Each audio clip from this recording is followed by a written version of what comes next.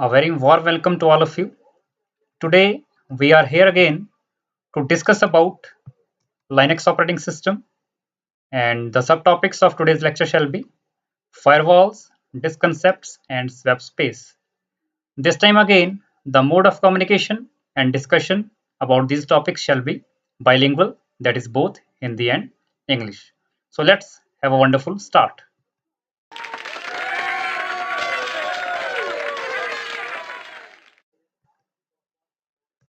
First of all Linux recap. पहले के lectures में हमने लिनक्स के बारे में बहुत सी बातें पढ़ी थी, जिसमें जो मेन बातें हमने पढ़ी थी वो थी कि लिनक्स एक ओपन सोर्स ऑपरेटिंग सिस्टम है। Linux NOS based operating system है। एनओएस का मतलब है नेटवर्क ऑपरेटिंग सिस्टम। लिनक्स के अंदर शेल्स भी होते हैं, लिनक्स के अंदर कर्नल सिस्टम भी होता है, लिनक्स का अपना फाइल सिस्टम होता है। इसके अलावा हमने कुछ एडवांटेजेस के बारे में पढ़ा था, जिसके अंदर जो मेन एडवांटेजेस थी वो थी प्राइवेसी एंड सिक्योरिटी।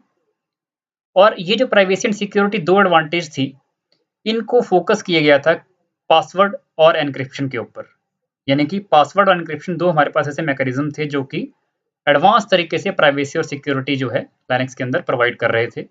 और इसी बेसिस पर यह कहा गया था कि लिनक्स जो है काफ़ी ज़्यादा सिक्योर्ड ऑपरेटिंग सिस्टम है देन अदर ऑपरेटिंग सिस्टम्स। लेकिन लिनक्स में केवल इन दो मैकेनिज्म्स पर ही सिक्योरिटी और प्राइवेसी डिपेंड नहीं करती है।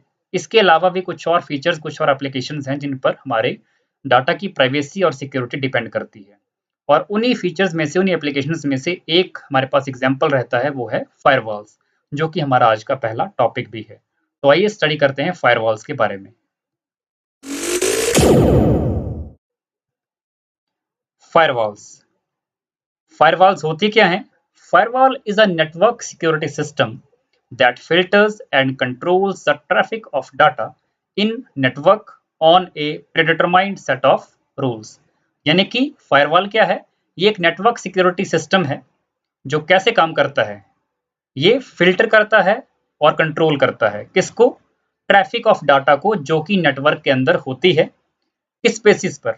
On the basis of predetermined set of rules, यानी कि पहले से निर्धारित रूल्स जो होते हैं उनके ऊपर फोकस करते हुए डाटा के ट्रैफिक को फिल्टर किया जाता है, उसको कंट्रोल किया जाता है। और इस सारे मैकेनिज्म का नाम दिया गया फायरवॉल।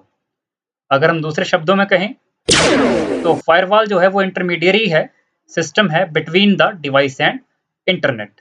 यानी कि डिवाइस और इंटरनेट के बीच में, डिवाइस का मतलब है सर्वर, सर्वर और इंटरनेट के बीच में, यानी कि जो हमारा सर्वर है जिस पर हम काम करते हैं, डाटा को स्टोर करते हैं, सेव करते हैं, और जो इंटरनेट है, इन दोनों के बीच में एक इंटरमीडिएटर का काम करता है, ताकि आपस में जो भी डाटा का एक्सचेंज है वो हो सके। जो डाटा वैलिड है उसको आगे ले जाया जा सके, जो डाटा इनवैलिड है या अनऑथराइज्ड है उसको वापस भेजा जा सके या फिर ड्रॉप किया जा सके। आइए इसके बारे में थोड़ा सा हम और आगे जानते हैं। फायरवॉल इन लेमन्स टर्म्स, एक आम आदमी की भाषा में फायरवॉल कैसे समझी जा सकती है, इसको समझने के लिए हम हिस्ट्री के कंसेप्ट पर जाएंगे। पुराने टाइम में क्या होता था, जो टर्म फायरवॉल है वो ओरिजिनली रेफर की गई थी एक वॉल से, एक दीवार से, जो कि बनाई गई थी आग को फैलने से रोकने के लिए। लेकिन ये आग कहाँ फैलने से रोकने के लिए बनाई गई थी? Adjacent buildings. पहले के ज़माने में क्या होता था कि एक लाइन में जो है, एक सेध में मल्टीपल बिल्डिंग्स जो है इकट्ठी बनी होती थी, और अगर किसी एक बिल्डिंग में अगर आग लग जाए तो उस आग को आगे फैलने से रोकने के लिए जो है बीच में एक दीवार खड़ी कर दी जाती थी, और बाद में उसी दीवार को जो है फायरवॉल का नाम दिया गया था, यानी कि आग से बचाने वाली दीवार। उसी तरह से बाद में ये फायरवॉल का कंसेप्ट जो है एयरक्राफ्ट्स और शिप्स के ऊपर भी लागू किया गया।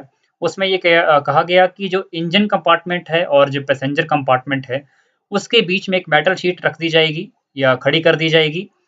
ये मेटल शीट क्या करेगी, अगर बाई चांस इंजन कंपार्टमेंट में आग लग जाए या कोई और हादसा हो जाए तो उसका जो नेगेटिव इम्पैक्ट है वो पैसेंजर कंपार्टमेंट यानी कि लोगों पर उसका कोई प्रभाव ना पड़ सके। तो यानी कि इनमें दोनों में मेन खास बात क्या है? इसमें मेन खास बात ये है कि इन दोनों जगह पर बचाव करने के बारे में ही बताया जा रहा था, सेपरेशन करने के बारे में ही बताया जा रहा था। तो कुल मिला के बेसिकली होता क्या है फायरवॉल में, जो हिस्टोरिक कंसेप्ट के अकॉर्डिंग व्यू है, ये एक ऐसी दीवार थी जो कि कंट्रोल करती थी फायर को, या फिर सेपरेशन का काम ये करती थी। और उसी के ऊपर हमारी आज की टेक्नोलॉजी जो फायरवॉल की सॉफ्टवेयर के अंदर, ऑपरेटिंग सिस्टम के अंदर यूज में लाई जा रही है, फोकस्ड है। ये कैसे फोकस्ड है, इन एग्जांपल्स के थ्रू हम इसको थोड़ा सा और आगे समझते हैं टेक्निकली। अब देखिए ऐसे यहाँ पर ये आग लगी हुई है और इस तरफ जो है ये बिल्डिंग एक ये बनी हुई है। अब इस बिल्डिंग को आग से बचाना है तो बीच में किसी दीवार का होना ज़रूरी है और उसी दीवार को जो है यहाँ पर फायरवॉल कहा जाता था। अब यही कांसेप्ट जो है आगे कैसे इम्प्लीमेंट होता था, आइए इसके बारे में जानते हैं। अब ये रहा हमारा वो टेक्निकल पोर्शन, टेक्नोलॉजी पोर्शन जहाँ पर फायरवॉल यूज़ में आती है। इसमें एक तरफ तो हमारा इंटरनेट है, जिसमें मल्टीपल प्रकार के यूज़र्स जो हैं काम करते हैं और एक तरफ हमारा सर्वर सिस्टम है, जहाँ पर हमारा डाटा मैक्सिमम जो है वो स्टोर करके रखा जाता है। इन दोनों के बीच में जो है, बीच में एक दीवार है, इस दीवार का नाम है फायरवॉल। अब ये फायरवॉल करती क्या है, अगर इंटरनेट के थ्रू जो भी यूज़र्स काम कर रहे हैं, वो ऑथराइज़्ड हैं, प्रॉपर ऑथराइज़्ड हैं, तो उनके डाटा पैकेट को एक्सेप्ट किया जाएगा और सर्वर तक आगे भेजा जा सकेगा। अगर वो ऑथराइज़्ड या आइडेंटिफाइड यूज़र्स नहीं हैं, तो उनके डाटा पैकेट को रोका जा सकता है, रिजेक्ट भी किया जा सकता है और वापस भेजा जा सकता है। इसके अलावा जो हैकर्स कैटेगरी के लोग हैं, जिनका इंटेंशन ऑलमोस्ट गलत रहता है, ब्लैक हैट हैकर्स जो होते हैं, उनका इंटेंशन ऑलमोस्ट गलत ही रहता है, तो उस केस में उसके डाटा पैकेट को या उसके आईपी एड्रेस को जो है यहाँ पर ड्रॉप ही कर दिया जाता है। उसको ना तो वापस भेजा जाता है और ना उसे आगे ट्रेसपास करने दिया जाता है। तो इस प्रकार से हमारे पास 3 प्रकार के एक्शंस रहते हैं, एक्सेप्ट, रिजेक्ट और ड्रॉप, जो कि फायरवॉल करती है। इस प्रकार से जो मैंने आपको पहले एग्जांपल में बताया था कि आग लगने से बचाने वाली बात हो, चाहे वो शिप कंपार्टमेंट में मेटल शीट के यूज़ करने की बात हो, सेम वैसा ही कुछ मैकेनिज़्म हिस्ट्री में हमारे पास था। वही मैकेनिज़्म यहाँ पर टेक्निकल तरीके से हमारे आज के ज़माने में कंप्यूटर टेक्नोलॉजी में फायरवॉल के रूप में उपयोग में लाया जाता है। तो आइए थोड़ा-सा और आगे समझते हैं। अब हम ये देखेंगे कि फायरवॉल्स काम कैसे करते हैं। How Linux firewall works. Firewall work करने के लिए आईपी टेबल्स हमारे पास उपयोग में लाए जाते हैं। बेसिकली कोई भी फायरवॉल अगर लिनक्स में एस्टेब्लिश की जाती है, तो उसके लिए आईपी टेबल जो है बेसिक डिफ़ॉल्ट टूल हैं, जो कि लिनक्स में यूज़ में लाए जाते हैं। आईपी टेबल करते क्या हैं? It is used to set up, maintain and inspect the IPv4 and IPv6 packet filter rules in Linux kernel. Linux kernel के अंदर जब भी डाटा का एक्सचेंज होता है, डाटा पैकेट्स का एक्सचेंज होता है, चाहे वो IPv4 यानी कि internet protocol version 4 IP address से हो या IPv6 इंटरनेट प्रोटोकॉल वर्जन 6 का आईपी एड्रेस से हो, उसको डाटा के पैकेट्स को इंस्पेक्ट किया जाता है, मेंटेन किया जाता है, उसके लिए प्रॉपर रूल सेटअप किए जाते हैं और ये सारा काम कौन देखता है? ये आईपी टेबल्स के माध्यम से ही देखा जाता है। डायग्रामेटिकली हम इस बात को फिर समझ सकते हैं। इसमें हमारे पास सिंपल सा मैकेनिज्म है, जो कि आपकी बुक्स में भी आपके पास अवेलेबल ये डायग्राम रहेगा। इंटरनेट जो है, उससे जो भी डाटा की रिक्वेस्ट जाती है, वो पहले फायरवॉल से उसकी परमिशन ली जाती है। कहीं न कहीं फायरवॉल ये चेक करता है, इंस्पेक्ट करता है कि डाटा पैकेट ऑथराइज़्ड है या नहीं है, डाटा पैकेट वैलिड है या नहीं है। अगर डाटा पैकेट वैलिड है, तो वो डाटा पैकेट ट्रेसपास करने दिया जाएगा, उसको आगे सर्वर तक पहुँचने दिया जाएगा और फर्दर एप्लीकेशन एक्सेस उसको करने दिया जा सकता है, डाटाबेस एक्सेस उसको करने दिया जा सकता है। लेकिन अगर कहीं वो फॉल्टी डाटा पैकेट है, तो उसकी रिक्वेस्ट को यहाँ पर ही ब्लॉक कर दिया जाता है। यहाँ पर लिखा भी गया है, all other data traffic is blocked. इसके अलावा एक और मैकेनिज्म यहाँ पर दिख रहा है डॉटेड लाइन में, SSH, इसको बोलते हैं सिक्योर्ड शेल। कुछ हमारे पास प्रोटोकॉल ऐसे होते हैं जिसके माध्यम से डाटा के पैकेट्स को सिक्योर्ड एनवायरनमेंट मिला होता है डाटा ट्रांसफर का। इसमें पहले से वैलिड डाटा हमारे पास पास हो रहा होता है, तो उसको फायरवॉल के मैकेनिज्म में ज़्यादा इंस्पेक्शन की ज़रूरत नहीं पड़ती है। यहाँ पर लिखा भी गया है, only authenticated admins will be allowed SSH access. तो वो डायरेक्टली हमारे फाइल सिस्टम को एक्सेस कर सकते हैं। तो ये हमारे पास सिंपल सा मैकेनिज्म है फायरवॉल का, जिसके बेसिस पर लिनक्स फायरवॉल जो है वो काम करते हैं।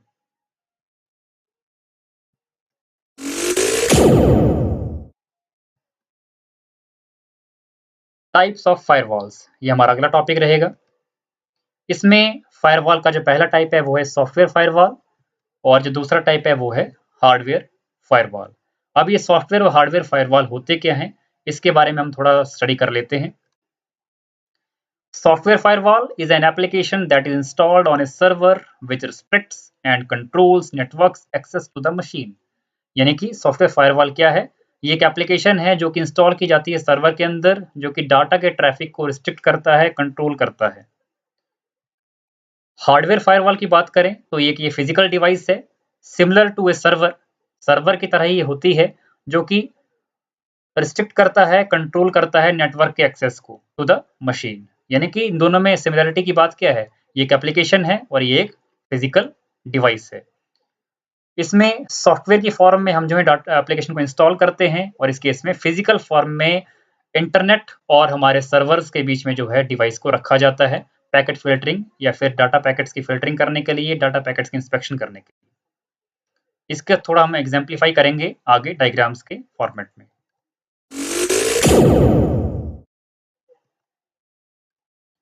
सॉफ्टवेयर फायरवॉल, इसको हम डायग्रामेटिकली देखें तो इसका एग्जांपल हमारे पास नेट पे आपको मिल जाता है। कोमोडो फायरवॉल का मैं एग्जांपल ले रहा हूँ। वैसे तो कई सारी फायरवॉल जो हैं सॉफ्टवेयर फॉर्म में हमारे पास अवेलेबल रहती हैं। तो इस तरह का एक पैकेज आपको मिल सकता है जिसमें आप जो है एक इसके अंदर आपको एक डीवीडी मिलेगा, एक साथ में आपको यूज़र बुकलेट मिलेगी।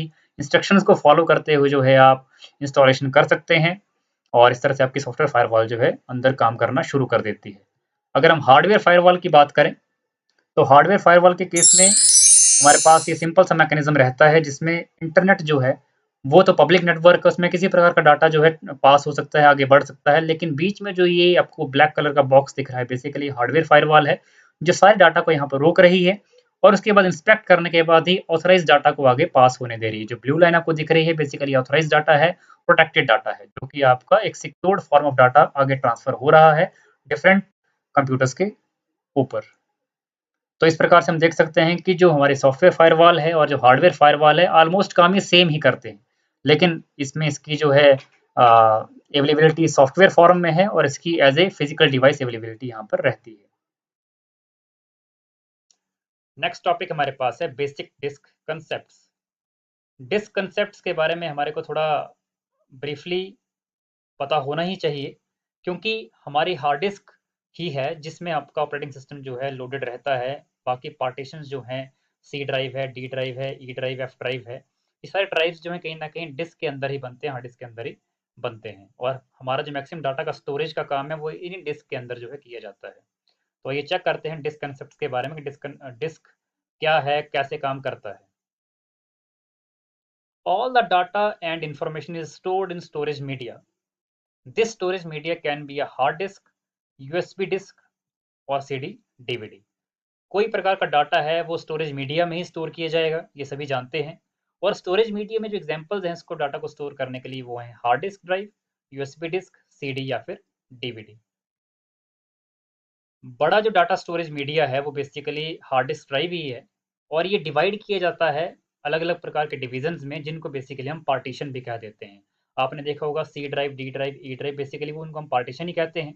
तो बेसिकली वो ड्राइव्स बनते कैसे हैं, वो होता क्या है कि उसमें जो आपकी हार्ड डिस्क है उसको अलग अलग पार्ट्स में, अलग अलग पार्टीशन में तोड़ा जाता है ताकि आपका डाटा वेल मैनेज तरीके से रखा जा सके। उसके लिए आप पार्टीशन बनाते हैं। उसी प्रोसेस को हम डिस्क पार्टीशनिंग भी कहते हैं। डिस्क पार्टीशनिंग को डिस्क स्लाइसिंग भी कहा जाता है कि स्लाइस की फॉर्म में काट काट कर डिस्क को जो है रखा जाता है। होता क्या है डिस्क स्लाइसिंग या disk partitioning? It is a creation of one or more regions on a hard disk. जैसे कि मैंने पहले बताया कि हार्ड डिस्क के ऊपर जो अलग अलग रीजन, अलग अलग प्रकार के डिवीजन बनाए जाते हैं और other secondary storage, so that an operating system can manage information in each reason separately, ताकि ऑपरेटिंग सिस्टम जो है अलग अलग रीजन्स में सेपरेटली इंफॉर्मेशन को रख सके प्रॉपर वेल मैनेज तरीके से। तो कुल मिला के डिस्क जो है बेसिकली हार्ड डिस्क जो है वो डाटा को अलग अलग सेक्टर में, अलग अलग पार्ट्स में रखने का, अलग अलग तरीके से वेल मैनेज तरीके से रखने का एक जरिया है। कंसेप्ट हम आगे स्टडी इससे पहले कर रहे थे, उसमें हमने जाना था कि हार्ड डिस्क ड्राइव के अंदर डाटा को स्टोर करके रखा जाता है, डिस्क की पार्टीशनिंग की जाती है। तो उसका थोड़ा सा ओवरव्यू आपको इस डायग्राम में मिल जाएगा। बेसिकली कंप्यूटर सिस्टम के अंदर हार्ड डिस्क जो होती है वो कुछ इस तरह के एक बॉक्स में यहाँ पर अवेलेबल रहती है। इस डिस्क की पार्टीशनिंग करके ही आपको आपके जो फ्रंट एंड पे जो है डिस्क सी, डी, ई, एफ ड्राइव्स दिखाई देते हैं। अगर हम इसी बॉक्स के इंटरनल स्ट्रक्चर की बात करें तो आपको डायग्रामेटिकली इस तरह से दिखता है। इसमें ये आपका डिस्क का वो मेन पोर्शन रहा जिसमें डाटा आपका स्टोर होता है और इसी का थोड़ा एडवांस्ड तरीके का जो डायग्राम है वो आपको यहाँ पर दिखेगा जिसमें डिफरेंट पार्ट्स आप हार्ड डिस्क स्टडी कर सकते हैं। सर्कुलर किसी रिंग को जो है यहाँ पर ट्रैक कहा जाता है।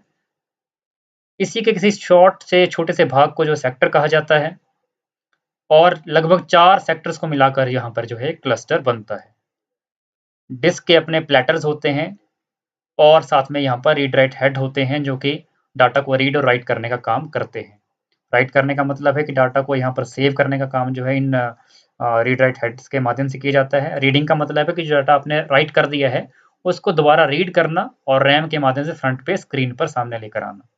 तो ये कुछ एक मैकेनिज्म है रीड राइट करने की डिस्क के अंदर, जो कि आपको पता होना ज़रूरी है। इसके आगे अगर हम बात करें तो partitioning is typically the first step of preparing a newly manufactured disk before any files और directories have been created. Partitioning सबसे पहला स्टेप होता है किसी भी नई बनी हुई डिस्क को यूज में लाने का। The disk stores the information about the partitions, locations and sizes in an area known as partition table. Disk के अंदर जो है एक पार्टीशन टेबल अपने आप क्रिएट होता है जो बेसिकली इंफॉर्मेशन स्टोर करता है पार्टीशंस के बारे में, उसकी लोकेशंस के बारे में और उसके साइजेस के बारे में। Operating system reads partition table before any other part of disk. ये बड़ी इंपॉर्टेंट लाइन यहाँ पर है। हमारा ऑपरेटिंग सिस्टम सबसे पहले पार्टीशन टेबल को ही लुकअप करता है, लुकआउट करता है, चेक करता है, रीड करता है कि उसकी जो लोकेशंस हैं पार्टीशंस की वो प्रॉपर्ली एग्जिस्ट करती हैं कि नहीं करती हैं, उसका साइज प्रॉपर्ली डिफाइंड है कि नहीं डिफाइंड है। तो ये जो हमारा पार्ट है पार्टीशन टेबल का, ये बहुत ज़रूरी पार्ट है पार्टीशनिंग के टॉपिक के अंदर।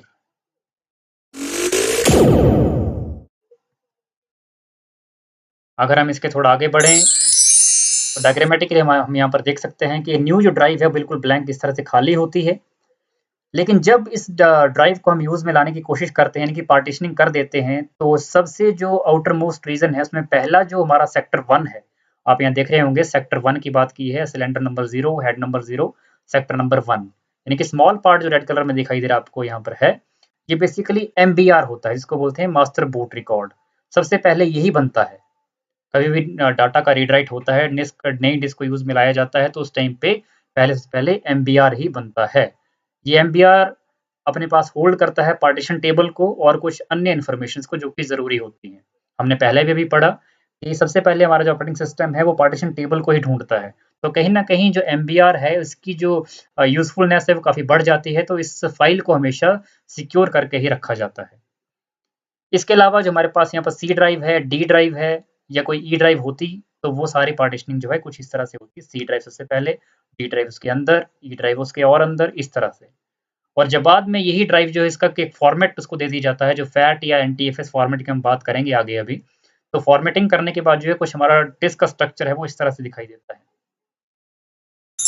थोड़ा सा हम और आगे बढ़ें, अगर एमबीआर की ही बात कर लें तो जो एमबीआर का स्ट्रक्चर है उसी के अंदर जो है हमारे पास यहाँ पर ये पार्टीशन टेबल होता है। पार्टीशन टेबल में बेसिकली हमारे पास सेक्टर की इन्फॉर्मेशन, सिलेंडर की इन्फॉर्मेशन, कि डिस्क का कौन सा सिलेंडर यूज में लाया जा रहा है, इसके अलावा एंड सेक्टर क्या है, एंड हेड क्या है, एंड ऑफ द सिलेंडर क्या है, वगैरह वगैरह सारी बातें जो हैं, जितनी भी इन्फॉर्मेशन है पार्टीशनिंग के बारे में, वो सारी पार्टीशन टेबल में एलोकेटेड रहती है। तो ये जो हमारा एमबीआर है या डिस्क का जो स्ट्रक्चर है, इसको जानना हमारे लिए बहुत बहुत ज़रूरी है, ताकि डिस्क के कंसेप्ट को हम बारीकी से और आगे भी समझ सकें।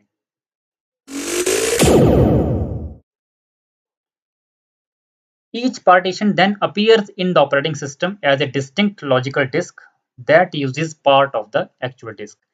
जो हर एक पार्टीशन है हमारी एक्चुअल डिस्क का, वो बाद में लॉजिकल डिस्क की फॉर्म में हमारे को शो होता है। जैसे कि मैंने आपसे अभी पीछे डायग्राम में आपने देखा कि सी ड्राइव, डी ड्राइव आपको अलग से दिख रहा था डायग्राम में, लेकिन जब ये पार्टीशनिंग हो जाती है उसके बाद जो सी ड्राइव है, जो डी ड्राइव है, बेसिकली वो लॉजिकल डिस्क ही बन जाता है, क्योंकि वो किसी एक लॉजिक, किसी एक तरीके से जो है उसकी पार्टीशनिंग कर रखी है किसी पर्पस के लिए।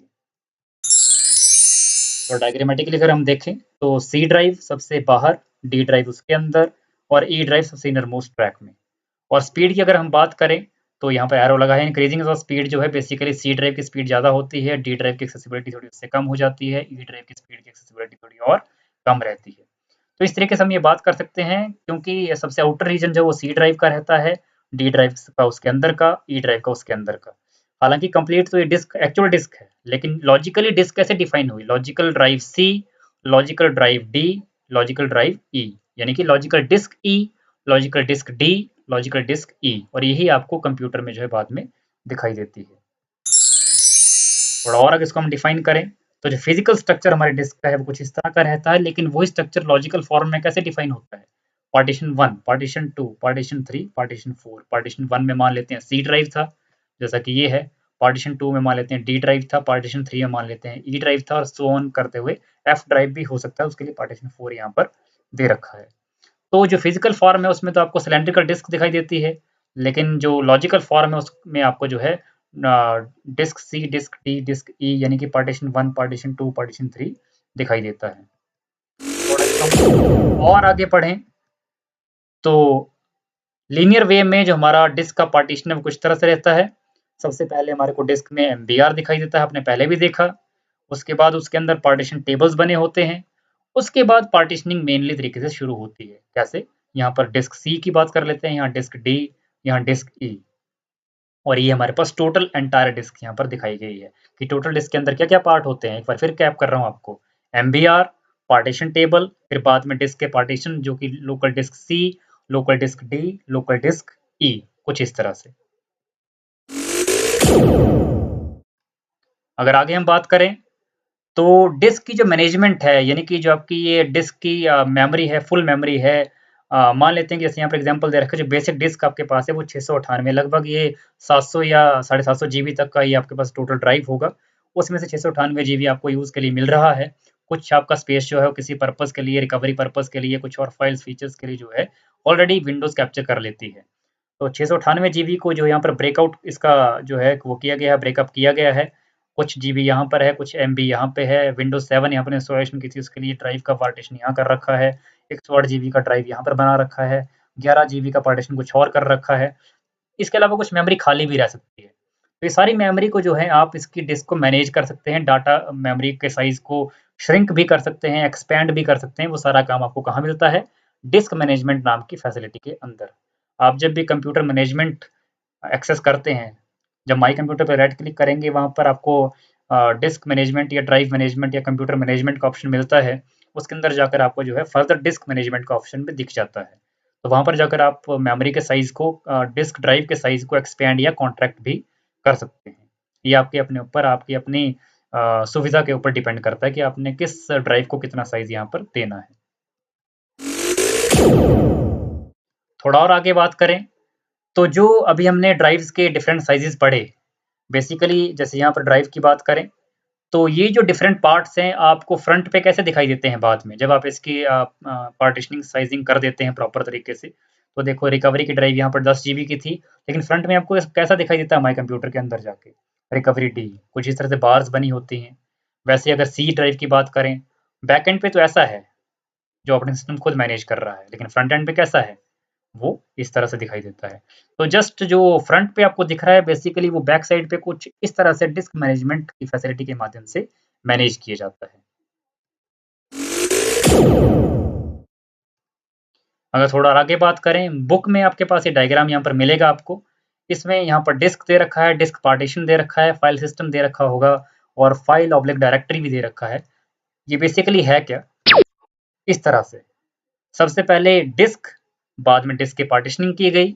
डिस्क की पार्टीशनिंग करने के बाद उसमें फॉर्मेटिंग की गई फाइल सिस्टम की कि आप फैट सिस्टम यूज़ करेंगे कि एनटीएफएस सिस्टम यूज़ करेंगे। फैट का मतलब होता है फाइल एलोकेशन टेबल और एनटीएफएस का मतलब होता है न्यू टेक्नोलॉजी फाइल सिस्टम। इसके बारे में आप आने वाले लेक्चर्स में पढ़ेंगे और इन्हीं फाइल सिस्टम्स के ऊपर फोकस करते हुए जो है आपके फाइल्स को या डायरेक्टरीज को फोल्डर्स के फॉर्म में या सिंपल फाइल्स की फॉर्म में डिफरेंट ड्राइव्स के अंदर जो है सेव किया जाता है। तो ये था बेसिक्स ऑफ डिस्क कंसेप्ट्स। आगे हम स्टडी करते हैं स्वैप स्पेस। स्वैप स्पेस हमारा लास्ट टॉपिक है आज के लेक्चर का।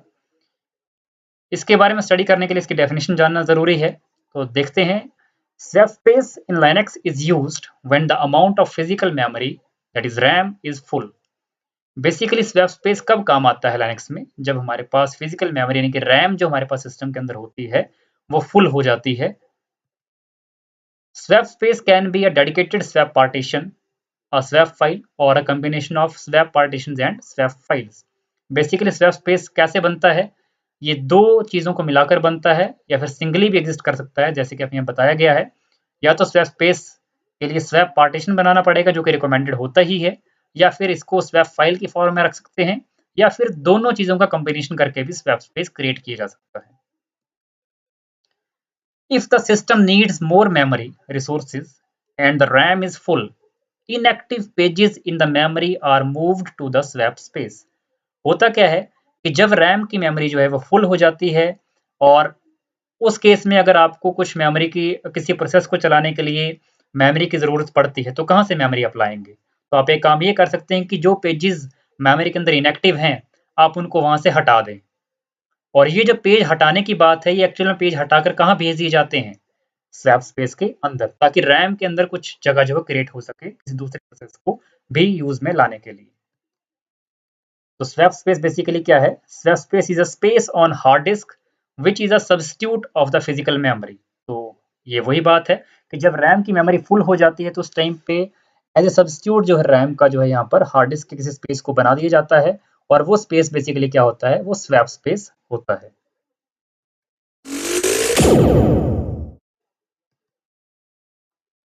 डायग्रामेटिकली एग्जाम्पल की फॉर्म में जो कि आपकी बुक्स में भी दे रखा है, इस तरीके से स्वैप स्पेस को समझेंगे, आपको जो डेफिनेशन मैंने पहले बताई, वो सारी इस एग्जाम्पल के माध्यम से क्लियर हो जाएंगी। यहाँ पर हम बात करते हैं, सपोज करो कि हमारे सिस्टम में 2 प्रोसेस चल रहे हैं, प्रोसेस ए और प्रोसेस बी। ये दोनों प्रोसेस कहाँ चल रहे हैं? हमारे रैम मेमोरी के अंदर। और आपको पता है कि रैम के अंदर तो बेसिकली प्रोसेस एग्जिस्ट करता है, लेकिन उसकी प्रोसेसिंग जो है वो सीपीयू के अंदर होती है। एट अ टाइम जो है प्रोसेस ए जो है वो सीपीयू के अंदर प्रोसेस हो रहा है, लेकिन विदाउट स्वैप स्पेस यहाँ पर क्या हो रहा है? जब स्वैप स्पेस नहीं है तो प्रोसेस ए ही लगातार चले जा रहा है और प्रोसेस बी को यहाँ पर जो है अपना काम चलाने के लिए जगह नहीं मिल पा रही है, बिकॉज रैम की मेमोरी ऑलरेडी फुल हो रखी है प्रोसेस ए को चलाने में ही। तो इस केस में क्या किया जाए ताकि प्रोसेस बी को भी कुछ जगह मिल सके, अदरवाइज तो प्रोसेस ए ही चलता रहेगा। तो इस केस में क्या किया जाएगा वो हम अगले डायग्राम में देखते हैं। इस केस में होगा क्या? जो प्रोसेस ए है और जो प्रोसेस बी है, आपको यहाँ पर हल्का सा फीका यहाँ पर दिखाई दे रहा है, प्रोसेस ए प्रोसेस बी, अगर स्वैप स्पेस को एक्स्ट्रा जोड़ दिया जाए, जो ये आपको सिलेंड्रिकल बॉक्स ब्लू कलर में दिख रहा है, स्वैप स्पेस को एक्स्ट्रा जोड़ दिया जाए तो बेसिकली ये करेगा क्या? ये पेज इन और पेज आउट करता है। जैसे कि प्रोसेस ए यहाँ पर चल रहा है, प्रोसेस जो सीपीयू के माध्यम से एग्जीक्यूट किया भी जा रहा था, लेकिन अगर प्रोसेस बी को भी थोड़ी जगह देनी है तो उसके लिए करना क्या पड़ेगा? तो प्रोसेस ए का जो कुछ इनएक्टिव पेजेस का पार्ट है उसको आप जो है वो पेज आउट कर देंगे, जिससे क्या होगा? प्रोसेस ए जो है वो वापस अपने यहाँ पर पहुंच जाएगा और प्रोसेस बी को जो है अपना काम चलाने के लिए जगह मिल जाएगी। इस तरह से क्या हुआ कि ऑटोमेटिकली स्वैपिंग हो रही है इनएक्टिव पेजेस की।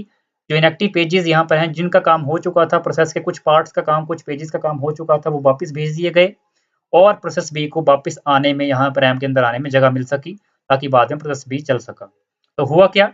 स्वैप स्पेस आने के बाद यहाँ पर यही हो रहा है कि प्रोसेस ए पहले चल रहा था, उसके बाद क्या हुआ, उस प्रोसेस को चलाते रहे, लेकिन बाद में जैसे ही लगा कि प्रोसेस बी का भी काम चलाना है, अदरवाइज तो फेल हो जाएगा, तो उस केस में क्या किया गया कि प्रोसेस ए के कुछ पेजेस को वापस बुला लिया गया और कुछ जगह यहाँ पर खाली की गई, और उसकी वजह से क्या हुआ कि प्रोसेस बी जो है वो रैम के अंदर फुली यूज में आ गया और बाद में वो प्रोसेस बी जो है एग्जीक्यूट होने लग पड़ा। तो ये अल्टरनेटिवली फ्रैक्शन ऑफ सेकंड के लिए प्रोसेस ए, फिर प्रोसेस बी, फिर प्रोसेस ए, प्रोसेस बी, इस तरीके से चलता रहता है ताकि सारे काम पैरेलल तरीके से चल सके। अदरवाइज अगर स्वैप स्पेस नहीं होता, यानी कि पेजेस को स्वैप करने का तरीका, पेज इन या पेज आउट करने का तरीका हमारे पास नहीं होता, तो क्या होना था? तो हमारे पास जो है यहाँ पर मेमोरी जो है हमेशा ही प्रोसेस ए के लिए लगी रहती और प्रोसेस बी को टाइम मिल ही नहीं पाता।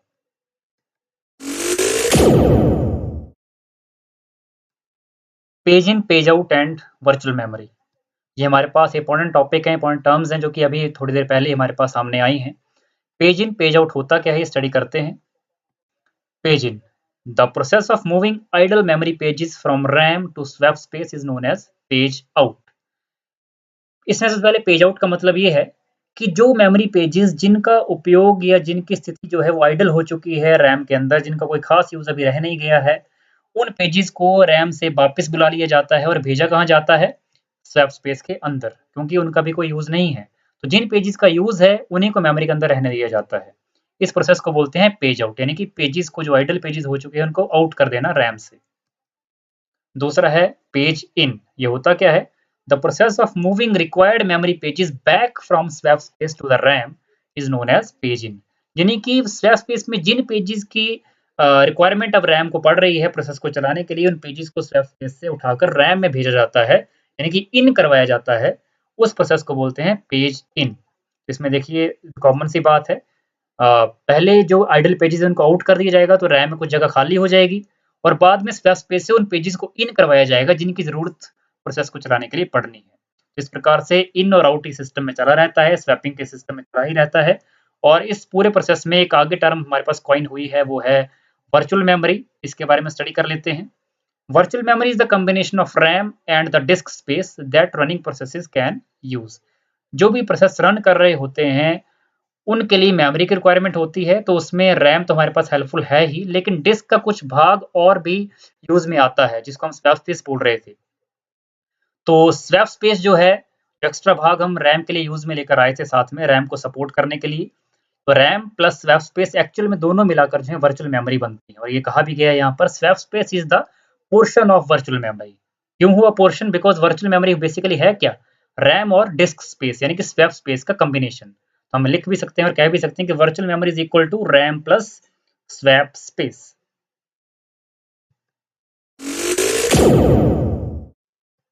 तो ये थे हमारे पास आज के टॉपिक्स जिसमें हमने स्टडी किया फायरवॉल्स के बारे में, डिस्क कंसेप्ट्स के बारे में और स्वैप स्पेस के बारे में।